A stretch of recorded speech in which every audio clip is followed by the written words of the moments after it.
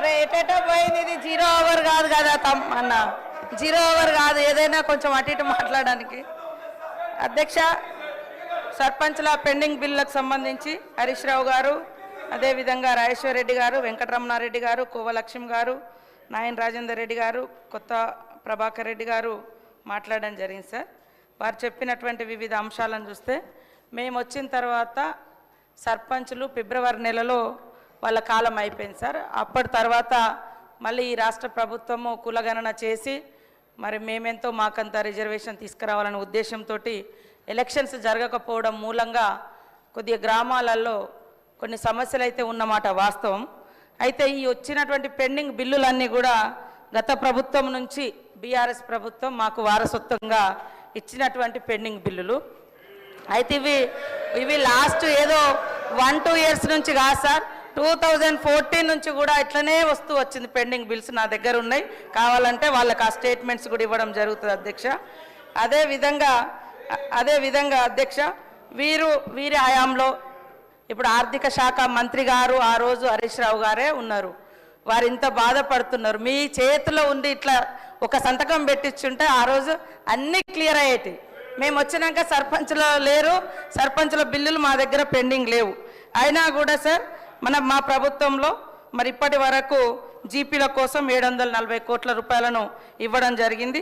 ఉపాధి హామీ కింద కూడా గతంలో జరిగినటువంటి పనులలో 450 కోట్లు రిలీజ్ చేసినాం. ఇంకా కొంత పెండింగ్ ఉన్నది వాస్తవం.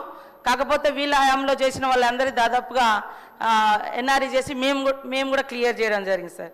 అట్లనే ఎలక్షన్స్ జరగకపోవడము ఇతరత్రతోటి ఆ నిధులు కొంత గ్రామ అభివృద్ధి కోసం రిలీజ్ చేయలేకపోయినాం.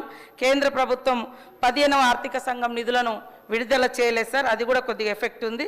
అదేవిధంగా మన ఊరు మన బడి కింద కూడా మన వాళ్ళు మాట్లాడారు. 1100 కోట్ల రూపాయల పనులను గత ప్రభుత్వం చేస్తే మరి అవి 800 కోట్ల రూపాయలు పెండింగ్ ఉన్నటువంటి మాట కూడా వాస్తవం. ఇప్పుడు మేము అమ్మ ఆదర్శ పాఠశాలలతోటి పనులు చేయించడం జరుగుతూ ఉంది సార్.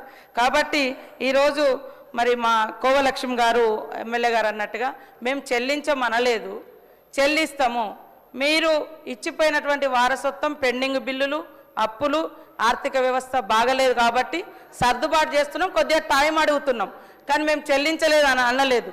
సాక్షాత్తు ఆర్థిక శాఖ ఆనాటి మంత్రి గారు ఉండి ఈసారి చాలాసార్లు మాట్లాడుతున్నారు ఈ సబ్జెక్ట్.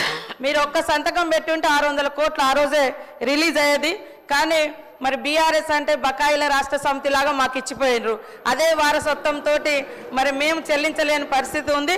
కానీ తప్పకుండా సర్పంచులు, అందరికి సంబంధించినటువంటి సర్పంచులు ఉన్నారు, వాళ్ళ బాధ మాకు తెలుసు. వాళ్ళు ఆత్మహత్యలు చేసుకున్నారు మీ హయాంలో, చాలామంది రకరకాల ఇబ్బందులు పడ్డారు. కాబట్టి సానుభూతితో ఉన్నాం. సకాలంలో రిలీజ్ చేసేందుకు ఆర్థిక శాఖ మంత్రులను కూడా నేను వేదిక ద్వారా కూడా కోరుతా ఉన్నాం. మీ తరఫున కూడా నేను మాట్లాడుతూ ఉన్నాను. నమస్తే. Question number